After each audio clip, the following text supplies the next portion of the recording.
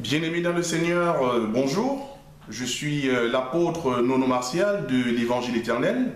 C'est avec un plaisir renouvelé que je me retrouve encore devant vous aujourd'hui pour partager avec vous la parole de Dieu, la véritable parole de Dieu. Bien-aimés à travers le monde, je réagis aujourd'hui suite à l'enseignement de Georges Nama de Jésus-Christ TV qui a pour titre Jésus-Christ est-il son propre Père? Frères à travers le monde, bien-aimés, nous sommes dans les derniers jours et l'heure est grave. Nous voyons aujourd'hui des personnes qui n'ont pas été envoyées par Dieu et nous le reconnaissons par leur langage, par l'enseignement que cette personne transmet. Et nous comprenons que le diable est franchement en train d'agir. Frère, le diable est rusé. Ne pensez pas que le diable soit en dessous de ce que la Bible dit de lui. Mais non, la Bible nous dit que le diable est rusé. Donc quand vous voyez quelqu'un intitulé ou donner le nom d'une chaîne de télévision ou d'une radio ou d'un journal, Jésus-Christ TV, frère, ce n'est pas parce que cette télévision porte ce nom que forcément le message qui sort de cet outil vient de Dieu. Nous en avons la preuve. Parce que dans l'Évangile éternel, nous corrigeons les enseignements. Parce que la Bible dit que celui qui sait faire ce qui est bien ne le fait pas pêche, frère. Parce que par cet enseignement, cet homme qui n'est pas un homme de Dieu, je le précise et je pèse mes mots, Georges Nama de Jésus-Christ TV, animateur ou présentateur, n'est pas un homme de Dieu. Et s'il vous a fait avaler l'enseignement qui consistait à dire que Jésus-Christ était différent de Dieu, qui avait le Père et le Fils à part, et que vous voyez maintenant Jésus différent de Dieu, et bien cet homme vous a conduit tout droit en enfer. Bien-aimés, la Bible nous dit de ne pas aller au-delà des Écritures. La Bible nous dit d'examiner les Écritures. La Bible nous dit d'éprouver les prophéties. Quand un homme vous dit que Jésus-Christ avait le 100% de Dieu et qu'il n'était pas le Père, il y a un problème. Parce que de manière naturelle, nous comprenons que si on a le 100% de quelque chose, on a tout. On a le tout. Donc expliquez-moi comment on peut avoir le 100% et qu'il manque quelque chose. Vous comprenez que même dans son langage, il y a quelque chose qui ne va pas. Il ne suffit pas de dénoncer les autres. C'est bien de dire qu'il y en a qui sont des faux prophètes, de citer des noms, les Raoul Wafo, les Karambiri, j'en sais-je. Quand ils dénoncent ces personnes, nous disons Amen. Mais il ne suffit pas de dénoncer quelqu'un pour... Ce n'est pas le fait de dénoncer en fait les personnes qui fait de nous en fait des hommes de Dieu. Non. Nous sommes hommes de Dieu par rapport à l'enseignement que nous donnons. Nous sommes hommes de Dieu par rapport à la manière dont Jésus-Christ utilise nos corps, utilise nos bouches, parce que nous ne sommes qu'un vase, nous ne sommes qu'un outil. Alors quand quelqu'un se présente en homme de Dieu et que l'enseignement qu'il vous donne, c'est du poison, c'est quelque chose de grave.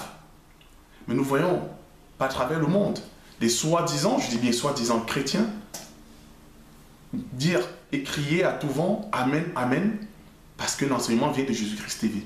Je vous le redis encore, Jésus-Christ TV n'est pas une chaîne de Dieu. Jésus-Christ n'a jamais établi cette chaîne, encore moins l'homme qui vous transmet, qui vous enseigne sur cette chaîne.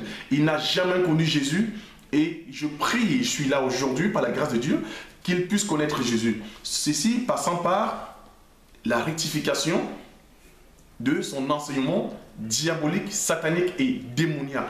Frère, l'amour, c'est de dire la vérité aux gens. Nous ne sommes pas ces chrétiens qui disent non, mais vous savez, il faut aller doucement avec un esprit d'amour. L'amour, c'est la parole de Dieu, frère. Si tu es en dehors de la parole, tu n'as pas l'amour. Il ne faut pas dire que tout ce que vous ressentez, c'est le sentiment. Quand un homme est en dehors de la parole, c'est un criminel. Il tue les gens. Il doit se repentir. Frère, C'est en cela. Jésus-Christ ne pesait pas ses mots. Quand Jésus-Christ a dit à Pierre, arrière de moi Satan, il avait compris que Satan avait pris possession de ce corps et que la parole qui sortait de la bouche de Pierre était une parole qui était contre la volonté de Dieu, contre sa volonté. Alors il a dit, arrière de moi Satan. Mais pourtant, Paul était un apôtre. Paul était un bien-aimé, frère.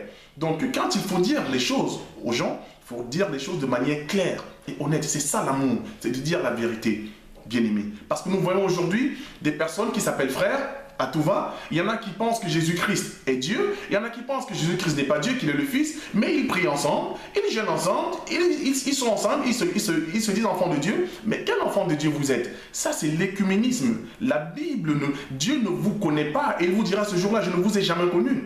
Parce que tu ne peux pas être soit de l'un, soit de l'autre. Non, frère. Tu ne peux pas être au milieu, bien-aimé. Tu dois être soit de l'un, soit de l'autre, frère. Donc, à ce que nous dit la parole, cet homme n'est pas un homme de Dieu. Et si tu as cru et tu as dit Amen à l'enseignement qu'il t'a donné, alors il t'a tué. Parce que là, tu es une personne morte. Physiquement, nous voyons que tu es vivant, que tu es une personne vivante, mais spirituellement, tu es une personne morte. Parce que Jésus disait, laissez les morts enterrer les morts. Il s'adressait aux personnes vivantes. Mais selon nous, mais d'après Jésus, puisque la vie et le péché, c'est d'abord spirituel, bien aimé, alors Jésus voyait ces personnes comme des personnes étant mortes. Et la terre devait confirmer, attester du décès tôt ou tard, parce que nous allons tous y passer, de ce que cette personne physiquement également devrait mourir. Bien aimé, il aurait mieux fallu pour toi de ne pas m'écouter aujourd'hui. Parce qu'aujourd'hui, c'est un grand jour. Et Dieu parle tous les jours. Mais l'on y prend point garde. Et la Bible nous dit, c'est Dieu qui a fait l'œil qui voit et l'oreille qui entend, bien aimé. Prenez vos Bibles, frères. Parce qu'aujourd'hui, je vais vous donner des références. Et je vais essayer d'aller doucement, terre à terre. Je ne vais pas monter pour que le maximum de personnes puissent comprendre. Et de comprendre qu'un nom de Dieu s'identifie par rapport à la parole de Dieu. Et non pas par rapport à la manifestation selon la chair de ce qu'il aime Dieu, de ce qu'il jeûne, de ce qu'il dénonce, de ce qu'il crie, de ce qu'il... Non, bien aimé, ce n'est pas le sport. Les affaires de Dieu, les choses de Dieu, c'est des choses, c'est la grâce. Ce sont les choses de Dieu, ce n'est pas nos choses. Dieu donne à qui il veut, frère. Si Dieu ne te l'a pas donné, tu ne l'auras pas. Qu'il te fasse grâce et que tu comprennes, frère. Georges m'a dit que vous pouvez lire la Bible chez vous et comprendre. Frère, déjà ça c'est une erreur. Et je vous dis, je vous donne des passages, des références à lire. Quand vous prenez le livre d'Ésaïe 29 à partir du verset 11, la Bible nous dit, toute la révélation est pour vous comme les mots d'un livre cacheté. Que l'on donne à celui qui sait lire, il dit, je ne le puis. Il dit, je ne sais pas lire. On donne à celui qui ne sait pas lire, il dit la même chose, je ne sais pas lire. Bien aimé, la Bible nous enseigne ici que toi et moi, selon, par rapport à la parole de Dieu, nous ne savons pas de manière naturelle, nous ne pouvons pas comprendre les Écritures. Nous ne pouvons pas les comprendre de manière naturelle. Et la Bible dit d'ailleurs que l'homme naturel ne comprend pas ces choses, parce que c'est spirituellement qu'on en juge. Frère, tu ne peux pas comprendre ces choses-là naturellement. Et nous avons vu des exemples. Nous avons vu l'eunuque éthiopien. Quand nous prenons le livre de Actes des Apôtres, nous voyons Philippe transporté par l'Esprit et qu'il croise l'eunuque éthiopien qui était surintendant de la reine d'Éthiopie, qui était responsable, le premier ministre, il avait la charge des trésors, bien aimé. C'était quelqu'un, de manière naturelle, il était instruit selon les hommes, selon la culture, il était instruit. Mais il lisait Isaïe. Et Philippe lui pose la question, comprends-tu ce que tu lis? Il dit, comment pourrais-je comprendre si personne ne me l'explique, frère bien aimé? Que tu puisses comprendre. Mais croyez-vous que cet homme ne savait pas lire de manière naturelle? Selon la culture, selon la société? Mais non, il était Premier ministre, il était surintendant, il avait la charge des trésors. C'est qu'il était un homme, selon les hommes, intelligent. Mais la Bible nous dit, non, les choses de Dieu, c'est un livre cacheté. Frère, donc la compréhension de la Bible ne dépend pas de ton niveau intellectuel. La compréhension des choses de Dieu ne dépend pas du milieu dans lequel tu as grandi. Ça ne dépend pas de ta culture, frère. Ça dépend de la grâce que Dieu veut bien t'accorder pour comprendre ces choses-là. Et c'est pour ça que Dieu nous dit, dans le livre de Luc 24, à partir du verset 24, il faut que Jésus vous ouvre l'esprit pour comprendre ces choses-là. Parce que c'est des choses mystérieuses et cachées, bien-aimés. Les choses qui ne sont point montées dans le... que l'homme n'a point vu, l'oreille n'a point entendu, qui ne sont pas montées dans le cœur de l'homme, frère. C'est ça, ces choses-là, frère, que nous vous parlons aujourd'hui. Donc si tu n'as pas l'Esprit de Dieu, tu ne peux pas comprendre ces choses, bien-aimés. Que Dieu vous fasse grâce de comprendre cette parole, frère. Et la Bible nous dit dans 1 Corinthiens 2, au verset 14, que l'homme naturel ne comprend pas ces choses-là. L'homme naturel ne comprend pas. Alors quand un homme vous dit, allez lire la Bible chez vous et comprendre, bien aimé, essayez alors de discerner, que Dieu vous fasse grâce de discerner l'esprit qui est derrière cet homme qui vous enseigne. Et aussi, la Bible nous dit, bien aimé, que heureux celui qui lit. Si la Bible nous dit que personne ne peut lire de manière naturelle, selon les hommes, et la Bible nous dit heureux celui qui lit, selon Apocalypse 1, à partir du verset 3, nous comprenons que celui qui lit, bien aimé, c'est Jésus-Christ. Jésus-Christ qui se manifeste en tant que ministère dans Éphésiens 4, à partir du verset 11. C'est pour ça que Dieu nous a donné les uns comme docteurs, apôtres, prophètes, pasteurs, évangélistes. Bien aimé, c'est pour l'édification, bien aimé, c'est pour qu'on puisse avoir le salut, bien aimé. Parce qu'aujourd'hui, Jésus, c'est le ministère, frère, et il a établi des ministres. Ce sont uniquement des outils par lesquels il passe pour nous enseigner. Alors si tout le monde pouvait lire la Bible, si toute personne pouvait lire la Bible et comprendre, mais Dieu n'aurait pas établi ces choses-là, parce que Dieu c'est un Dieu d'ordre, et Dieu fait tout pour un but. Et la parole nous dit, bien-aimé, Jésus nous dit, aujourd'hui, justement, il vient ouvrir l'esprit de ses enfants pour que ses enfants comprennent ces choses-là, frère. Et Jésus, encore, il va plus loin. Il nous dit dans Jean 16, à partir du verset 25, il dit, je vous ai dit ces choses en parabole. C'est que Jésus, il parlait en parabole, mais il dit, l'heure vient où je ne vous parlerai plus en parabole, mais je vous dirai les choses ouvertement. Et il va plus loin. Quand il est parti, avant de partir, il a dit aux apôtres, allez, faites de toutes les nations des disciples, les baptisant au nom du Père, du Fils et du Saint-Esprit, frère. Mais il leur a dit, allez et attendez dans la chambre haute. Les apôtres, les disciples sont rentrés dans la chambre haute, mais quand le Saint-Esprit est venu, le Saint-Esprit leur a apporté la confirmation, l'interprétation, parce qu'il disait que l'Esprit viendra et vous conduira dans toute la vérité, vous enseignera ce que moi je vous ai dit, va vous révéler cela. Donc nous comprenons que quand l'Esprit vient, alors nous avons la compréhension des choses. Et ce qui corrobore et ce qui est compatible avec le passage justement de Luc 24 qui dit qu'il faut que Jésus nous ouvre l'Esprit. Et en ce moment-là, Jésus, il est le Saint-Esprit, frère. Jésus, il est Père. Jésus, il est le Saint-Esprit, il est Dieu. Et je vais le démontrer à la lumière des Écritures, frère bien-aimé. Prenons le livre, vous commencez. Là, nous avons vu qu'on ne peut pas lire la Bible de manière littérale et de comprendre. Et si nous sommes honnêtes, bien-aimés, si nous sommes spirituellement honnêtes, si tu lis ta Bible de manière naturelle, alors tu dois la lire entièrement de manière littérale, frère. Soyons corrects. Tu ne peux pas lire un passage. Comme Georges Nam a dit, la Bible dit, Jésus dit que mon Père est plus grand que moi. Il dit, voilà, il n'y a pas de discussion possible. Jésus lui-même, il dit que son Père est plus grand que lui. Ça, on ne peut pas toucher à cette écriture. Nous, dans l'évangile éternel, nous disons Amen. Parce que nous savons que Dieu, il est l'autruche, il est l'aigle, frère. En tant qu'autruche, nous allons justement prendre la parole, parce qu'il est la parole. Nous allons prendre la parole selon la doctrine, et nous pouvons aussi comprendre quand il faut être un aigle. Quand il faut être un autruche, nous disons Amen. Nous comprenons selon la doctrine. Jésus dit, oui, mon Père est plus grand que moi. Mais ce qui est bizarre, bien aimé, c'est que nous commençons à comprendre la malice de ces personnes-là, par rapport à l'esprit que ces personnes ont. Et quand les mêmes personnes lisent, et que Jésus dit, celui qui m'a vu a vu le Père, alors là, ils veulent l'interpréter. Non, ils ne veulent pas qu'on interprète. Son Père est plus grand que lui, mais eux, ils veulent interpréter Jésus, celui qui m'a vu a vu le Père. Nous comprenons l'esprit qui est derrière. Donc si tu ne peux pas interpréter, tu dois dire Amen, que Jésus est inférieur. Et selon l'Écriture, le Père est plus grand que lui, selon les attributs, tu dis Amen. Mais selon, quand il dit également que celui qui l'a vu a vu le Père, tu dois également dire Amen.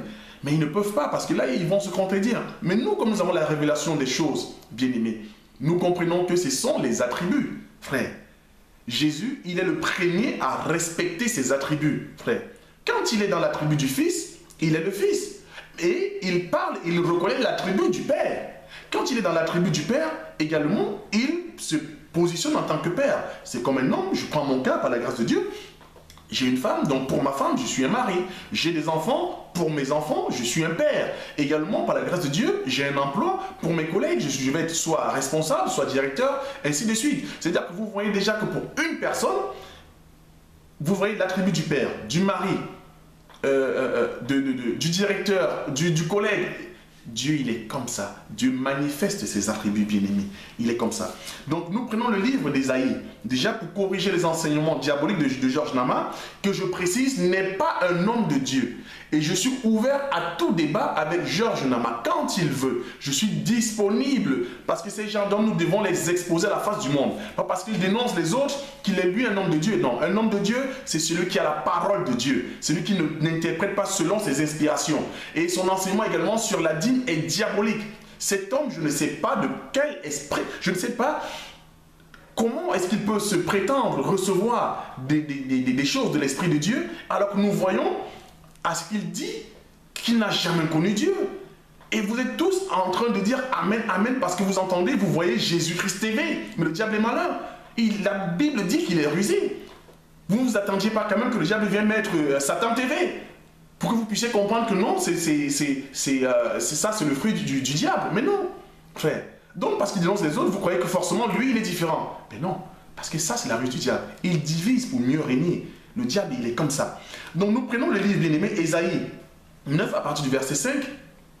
Ici, quand Georges Nama, il prend cette écriture, il dit « Car un enfant nous est né, un fils nous est donné, et la domination reposera sur son épaule. On l'appellera admirable conseiller, Père éternel, prince de paix, Dieu puissant. » Et alors, pour justifier cette écriture, qu'est-ce qu'il dit? Il dit, Jésus-Christ n'est pas le Père, parce qu'on nous dit, un enfant nous a été donné. Qui l'a donné? Mais bien aimé, quand un homme ne parvient pas à comprendre, se prétend homme de Dieu, et ne comprend pas les choses élémentaires, bien aimé, de la parole de Dieu, mais c'est grave. Bien aimé, c'est grave, frère. Ici, nous vous apportons l'explication des choses, parce que dans l'évangile éternel, Dieu nous a fait grâce d'avoir les explications de ces choses-là. Georges Nama, que Dieu te fasse grâce de comprendre aujourd'hui et de te repentir. Et que l'évangile éternel vienne aujourd'hui faire de toi un enfant de Dieu. Que Dieu t'accorde cette grâce, parce que c'est par amour que je te parle aujourd'hui et à tous ceux qui pensent comme toi. Quand la Bible dit qu'un enfant nous est donné, un fils nous est né, frère, quand nous prenons la parole selon la doctrine, nous voyons qu'il y a deux temps qui sont employés. Donc, ici le prophète dit un enfant nous est né, un fils nous est donné. Nous comprenons tout de suite que c'est le présent. L'apôtre, le prophète parle comme étant quelque chose de présent. Un enfant nous est né, un fils nous est donné. Il ne dit pas un enfant nous sera né, un fils nous sera donné. Non, il dit un enfant nous est né. Ça veut dire que pour lui, quand il parle, cet enfant, d'après la compréhension des choses naturelles, ça y est, l'enfant est là, l'enfant est né, l'enfant nous a été donné. Mais il dit, la domination reposera sur son épaule. En fait, la domination ne repose pas encore. La domination reposera sur son épaule. On l'appellera admirable. Il aurait pu nous dire, un enfant nous est né, on l'appelle. La domination repose sur son épaule. On l'appelle Dieu puissant. Non, il dit, on l'appellera. Frère, c'est ici toute la gloire de Dieu dans l'interprétation et quand il manifeste son amour à ses enfants. Les choses qui paraissent insondable pour les autres, l'évangile éternel vient vous détailler ça, décortiquer ça et que vous puissiez comprendre. Ici, de manière prophétique, l'enfant qui devait naître, selon que nous dit le livre de Ésaïe également 7 à partir du verset 14, la Bible nous dit, c'est pourquoi le Seigneur lui-même vous donnera un signe. Voici une vierge deviendra enceinte, elle enfantera un fils. Elle lui donnera le nom d'Emmanuel. Emmanuel qui veut dire, vous savez tous, Dieu parmi nous. Et Ésaïe vient dire ici, on l'appellera, comme je l'ai dit tout à l'heure. Donc nous comprenons, bien aimés, que de manière prophétiquement, l'enfant qui est né était déjà le Père, était déjà le conseiller, était déjà Dieu puissant. De manière prophétique, je précise. Frère, que vous puissiez comprendre ces choses-là. Mais Malachie, que vient nous dire Malachie? Prenons le livre de Malachie. Malachie 3, à partir du verset 1, nous dit, j'enverrai mon messager, il préparera le chemin devant moi, et soudain entrera dans son temple le Seigneur que vous cherchez. Soudain entrera dans son temple le Seigneur que vous cherchez. Frère, prophétiquement, lui déjà, l'enfant qui est né, l'enfant Jésus, je précise bien, l'enfant Jésus, qui est différent de Jésus-Christ, l'enfant